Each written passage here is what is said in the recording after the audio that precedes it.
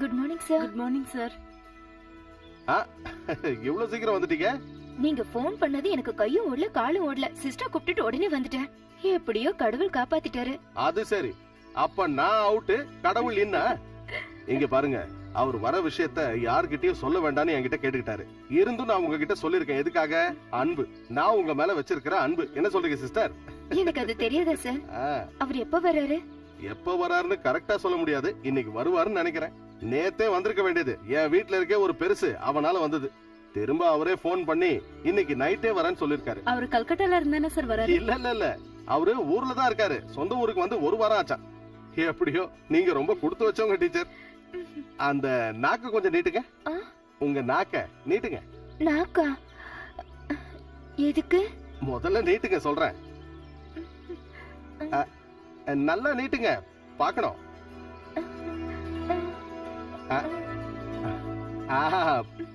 பாத்தீங்கல்ல, கருநாக்கு. நேத்து தான் கேட்டாங்க சந்திரதாஸ் வருவாரான்னு. இன்னைக்கு வந்துட்டார்ல. ராசியான நாக்கு. அவர் ஊருக்கு வந்து ஃபங்க்ஷனுக்கு வரேன்னு சம்மதிச்சாதான் எனக்கு நிம்மதியா இருக்கும். சம்மதிப்பார்ல? அது அவரை நேர்ல பார்த்து பேசி சம்மதம் வாங்க வேண்டியது உங்க பொறுப்பு. நாங்க இதுக்கு முன்னாடி அவர்கிட்ட பேசினது இல்ல. அதான் இப்ப வரப்போறாருல, நேரடியா கேட்டுருங்க. நான் அப்பவே சொன்ன மாதிரி அவர் ஊருக்கு வர விஷயத்த யாருகிட்டயும் சொல்ல கூடாதுன்னு என்கிட்ட கேட்டுக்கிட்டாரு. இந்த நேரத்துல போய் அவர்கிட்ட ஃபங்க்ஷன் அது இதுன்னா அவ்வளவுதான், நான் தீந்தேன். சரியான முன்கோபக்காரன். அப்படியெல்லாம் சொன்னா முடியாது. நீங்க தான் அவர்கிட்ட சொல்லி சம்மதிக்க வைக்கணும். என்ன டீச்சர் நீங்க? நான் இவ்வளவு சொல்லியும் உங்களுக்கு இன்னும் புரியலையா? எனக்கு எதுவும் புரிய வேண்டாம். இங்க பாருங்க, என் கண்ணு நல்லா பாருங்க. எனக்காக இத பண்ணுங்க. என் ஆசை இது. எனக்காக இத பண்ணுவீங்கல்ல? ஏமாத்திடாதீங்க. அது வந்து எதுக்கும் யோசிக்காதீங்க. எனக்கு சத்தியம் பண்ணுங்க.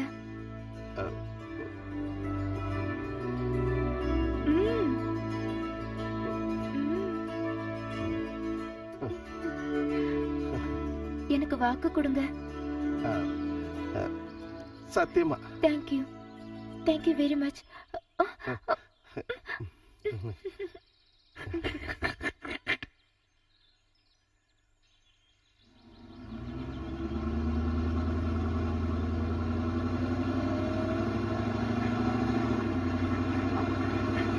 வந்துட்டா ஓடி வாங்க சீக்கிரமா.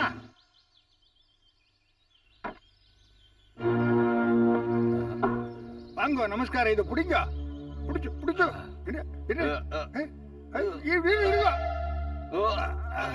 நீங்க சொன்னது இவாள தானே? அட கடவுளே, ஏமாத்திட்டானா? ஏந்த உலகம் பூரா ஏமாத்துறவனா இருக்கான்.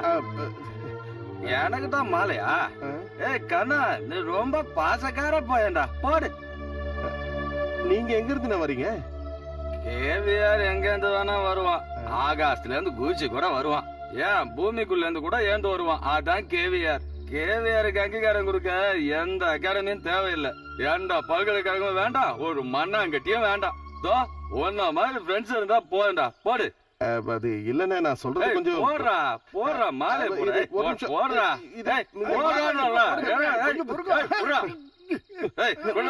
நானே போட்டுக்கிறேன். நாசமா போச்சு. எல்லா பிளானும் சொதப்பிக்கிச்சு. இந்த குதி குதிக்கிறாரு இவர் யாரு? என்னைய யாருன்னு கேக்குறான்.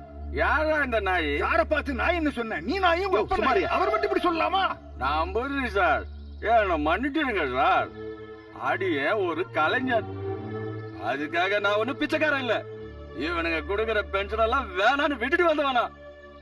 டேய், உனக்கு இந்த அண்ணனோட திறமை பத்தி தெரியாது? நல்லா தெரியும். இன்னைக்கும் என்னோட கவிதை எல்லாம் கல்வெட்டு மாதிரிடா. என்னோட இந்த சத்தம் இடி முழக்க மாதிரி. இன்னைக்கு நாம சந்தோஷமா இருக்கணும்டா. பாட்டு பாடணும், என்ஜாய் பண்ணணும். வாடா வாடா போலாம் வாடா. இன்னைக்கு வேண்டாம், எனக்கு இன்னைக்கு கொஞ்சம் வெளி வேலை இருக்கு. நாம இன்னொரு நாள் பாக்கலாமே. பஸ் ஏறி கஷ்டப்பட்டு உங்க ஊருக்கு வந்து டாக்ஸில ஊரு மொத்தம் சுத்தி உன் வீட்டை கண்டுபிடிச்சு வந்தா நீ என்ன இன்னொரு நாள் பாக்கலான்றா? என்கிட்ட எப்படி பேசலாம்? அது இல்லன்னு, இன்னைக்கு வேற ஒரு கெஸ்ட் வராங்க. யார் வேணா வரட்டும், அதனால எனக்கு எந்த பிரச்சனை இல்ல. அவங்களையும் நம்ம கூட சேர்த்துக்கலாம். ஐயோ அண்ணா, அவர் அந்த மாதிரி ஆள்லாம் இல்ல. அவரு ரொம்ப முக்கியமான ஆள். அழையாடுறா, அந்த அளவுக்கு முக்கியமான ஆளு? அது அது வந்து அண்ணா, நீங்க ஒரு வேலை செய்யுங்க. இந்த டாக்ஸிலேயே ஊருக்கு போயிடுங்க. அடுத்த வாரம் நான் ஊருக்கு வரும்போது அங்க வந்து உங்களை மீட் பண்றேன். இந்தாங்க, இதை வச்சுங்க. அந்த கதையெல்லாம் இங்க நடக்காது. வந்துட்டல்ல, ஒரே ஒரு சொன்னா கேளுங்க. அடுத்த வாரம் நான் ஊருக்கே வரேன்னு சொல்றேன். ஊருக்கே வரமாட்டேன். சொல்றேன், நீ போடா. டேய் கண்ணா என்னோட திறமை பத்தி உனக்கு நல்லா தெரியும்ல.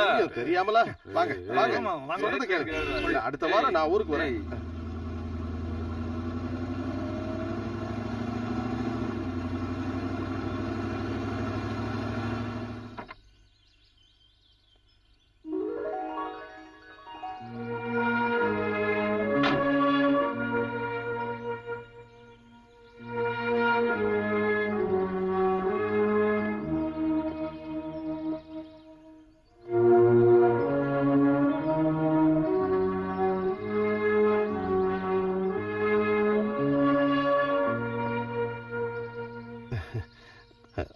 வணக்கண்ணே. வணக்கம். மன்னிச்சிருங்க, ஒரு சின்ன பிரச்சனை. ஒன்றும் இல்லை, நான் அனுப்பி வச்சிடுறேன். நீங்க வாங்க.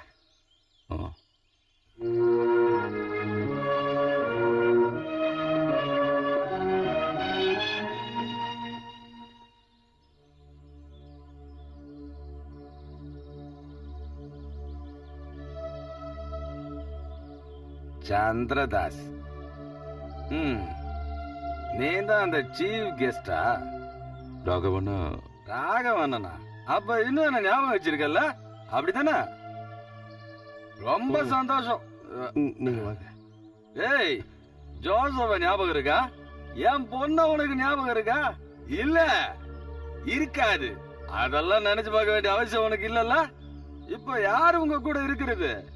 தமிழ் கவிதைக்கு கிடைச்ச வரப்பிரசாதம். ஒரே ஒரு நாவல் எழுதி அத்தனை தமிழ் எழுத்தாளர்களையும் தண்ணி குடிக்க வச்ச எழுத்தாள. எல்லா அகாடமியும் அவார்டு எடுத்துக்கிட்டு இவரு பின்னாலே சுத்துது. அப்படி இருக்கும்போது என்ன மாதிரி எழுத்தாளர்கள் எல்லாம் இவனுக்கு எப்படி ஞாபகத்துல இருப்பாங்க? என்ன வேணாலும் சொல்லுங்க, ஆனா தண்டிச்சிடாதீங்க. ஒன்ன தண்டிக்கிறதா? அதுக்கு நான் யாரு? பீச்சை எடுத்து சாப்பிட்டு இருக்கிற ஒரு முட்டாள். ஆனா நீங்க புத்திசாலி, திறமசாலி, சந்தோஷமா இருக்கீங்கல்ல. பூஷ்வான்ற ஒரு பத்திரிகையில வாழாற்ற வேலை. மனுஷங்களெல்லாம் நீங்க மதிக்க மாட்டீங்க. பணத்துக்கும் புகழுக்கும் இதுக்கு எல்லாத்துக்கும் தானே நீங்க மதிப்பு கொடுப்பீங்க. காவிய உடுத்திட்டு ஏமாத்திட்டு இருக்கீங்க. ரொம்ப நல்லா இருக்கு. நீ பெரிய நடிகன்றா, ரொம்ப நல்லா நடிக்கிற. அண்ணா நிறுத்துங்க. தண்ணி அடிச்சிருந்தா எது வேணா பேசலாமா? வாடா. விடுங்க, பேசட்டும். என்ன வேணாலும் பேச. அன்னைக்கு நீ எழுதுனத படிச்ச. என்னது? எல்லா அழுக்கையும் நான் கழுவி சுத்தம் பண்ணிட்டேன். எனக்கு என்னோட சூரியனை திருப்பி தாங்க. என்னை இருட்டிக்கிட்ட இருந்து பிரிச்ச நிலவையும் நட்சத்திரத்தையும் திருப்பி தாங்க. என்கிட்ட இருந்து பறிச்ச எல்லாத்தையும் திருப்பி தாங்க. கடைசியில படையல உருட்டி வைக்கிற பவித்திரமான கை. இல்லடா, நீ எவ்வளவுதான் சுத்தம் பண்ணாலும் அது சுத்தமாகாது. புரிஞ்சுதா? ஏய், வண்டி ஏறா.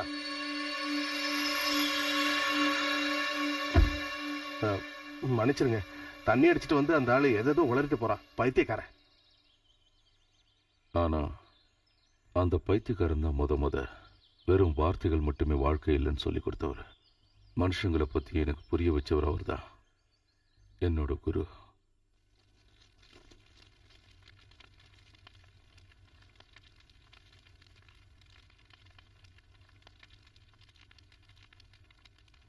அன்றாட தேவைக்காக அலைஞ்சு வாழ்க்கையை நாசமா போயிடுச்சு. அப்படி வாழ்க்கையை தேடி போனவங்க கொலைகாரங்க. எனக்கு தெரியும்.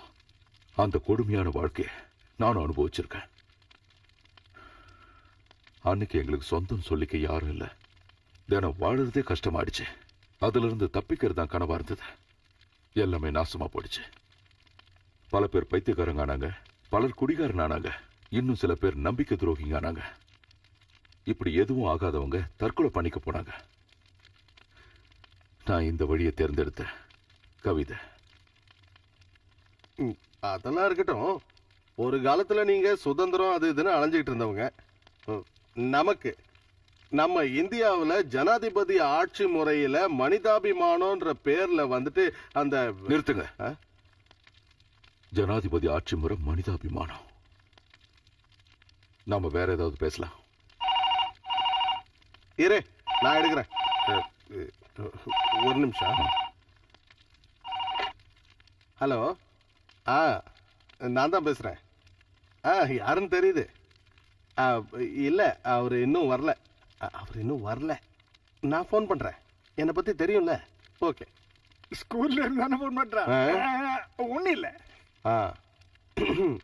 அது இனிமே ஒரு ஊரா சுத்துறதை விட்டுட்டு நம்ம ஊர்லயே இருக்கலாம்ல. நம்ம ஊர்ல கிடைக்கிற சந்தோஷம் வெளியூர்ல கிடைக்காதுல்ல. சந்தோஷத்தை தேடி நான் அந்த ஊருக்கு போகல. இருந்தாலும் எனக்கு அங்க நிம்மதி கிடைக்குது. எல்லாத்தையும் மறந்து இருக்க முடியுது. இங்க எனக்கு அது கிடைக்காது. அதான் கேட்டீங்களே ராகவனை பேசுனது. அம்மா இருக்கும்போது அடிக்கடி வந்துகிட்டு இருந்தேன். அதோட அவ்வளவுதான். உங்க வீட்டுல இப்ப யார் இருக்கா? யாரும் இல்ல. அண்ணன் மட்டும்தான் இருக்காரு. அண்ணனை பார்க்க தான் வந்தேன். வந்தா அவரு இல்ல. ராமேஸ்வரம் போயிருக்காராம். எப்போ வருவாருன்னு தெரியல. அவர் எப்பவுமே இப்படிதான் கோவில் கோலம்னு சுத்திக்கிட்டே இருப்பாரு. நான் அவரை பார்த்து 8 வருஷம் ஆச்சு. ஊருக்கு நான் வந்த உடனே சந்திரசேகர் ஆரம்பிச்சிட்டான். ஃபங்க்ஷன், இனாகிரேஷன், அது இதுன்னு. போர் அடிக்குது. கேட்டல. கன்னியாகுமரி போலான்னு நினைச்சேன். ஒரு ஃப்ரெண்டு கிட்ட சொன்னேன். அங்க பயங்கர கூட்டம், வேணான்னு சொன்னாரு. நிம்மதி வேணும்னா இங்கே இருன்னாரு. ஒரு 7-8 வருஷத்துக்கு முன்னாடி நீங்க இங்க ஒரு ஃபங்க்ஷனுக்கு வந்தப்ப நான் உங்களை கூப்பிட்டு இருந்த ஞாபகம் இருக்கா? ஞாபகம் இருக்கு. நான் வரேன்னு சொல்லி வாக்கு கூட கொடுத்தேன்ல. ஆமா. அந்த வாக்கு நிறைவேற்றின மாதிரி இருக்கும். சந்தோஷமா இருந்த மாதிரி இருக்கும். அது என்னோட பாக்கியம். இன்னொரு ரவுண்டு போலாமா? போதும். ஏன்? இதுவே அதிகம். உடம்பு இப்ப முன்ன மாதிரி இல்ல. அப்போ போலீஸ் கிட்ட அடி வாங்கின பாதிப்பு இப்பதான் தெரியுது. இப்பவாவது உங்களுக்கு தெரியறத. எது? இப்ப நீங்க கண்ட்ரோலா இருக்கல, அத சொன்னேன்.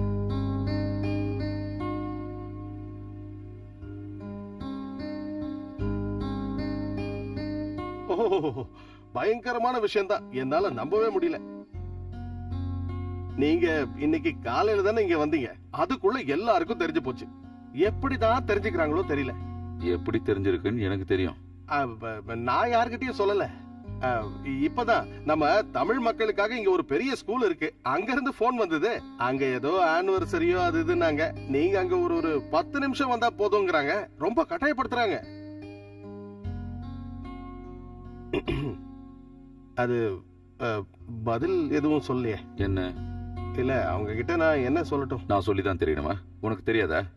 நான் போன் பண்ணப்போ உன்கிட்ட சொன்னேன்ல, நான் வர்றது யாருக்கும் தெரியக்கூடாதுன்னு. அது நான் யாருக்கிட்டையும் சொல்லல. கே தயவு செஞ்சு போய் சொல்லாத. எங்க என் கண்ணை பார்த்து சொல்லு பார்க்கலாம். ஏன் பேசாம இருக்க? அடிக்கடி போன் வர்றதும் நீ வழியறதும் பேசுறதும் நானும் பாத்துக்கிட்டு தான் இருக்கேன். என்ன அது கூட புரிஞ்சுக்க தெரியாத முட்டாள் நினைச்சியா? அது தெரியாம. என்ன தெரியாம நடந்துச்சு? வாக்கு கொடுத்துட்டேன். யார கேட்டு கொடுத்த? யார கேட்டு வாக்கு கொடுத்த? அது சினிமா ஆர்டிஸ்ட் மாதிரி ஒரு அழகான பொண்ணு என் கைய புடிச்சிட்டு காப்பாத்துங்கன்னு கேட்டா நீயா இருந்தாலும் அதானே செய்வ. அது நான் ஒரு விடோயர்ல கொஞ்சம் மனசிறங்கிட்டேன். இங்க பாரு, பெருசா ஒண்ணும் இல்ல. கொஞ்ச நேரம் போய் தலையை காமிச்சிட்டு ஓடி வந்துடலாம். நீ வேணும்னா போய் தலையை காட்டு, நான் வரல. அது என் மானத்தை காப்பாத்துறதுக்காவது நீ எங்க வரணும். போறேன். நாளைக்கு எனக்கு ஒரு டாக்ஸி பிடிச்சு கொடு, ஊருக்கு கிளம்புறேன். எங்க? நான் இஷ்டப்பட்ட இடத்துக்கு. எங்க வந்தாலும் நிம்மதியே இல்லாம போச்சு. என்ன தப்பா நினைச்சு தயவு செஞ்சு என்ன டிஸ்டர்ப் பண்ணாதீங்க, நான் தூங்கணும். இல்ல, கொஞ்சம் யோசிச்சு. Good night. ஓகே.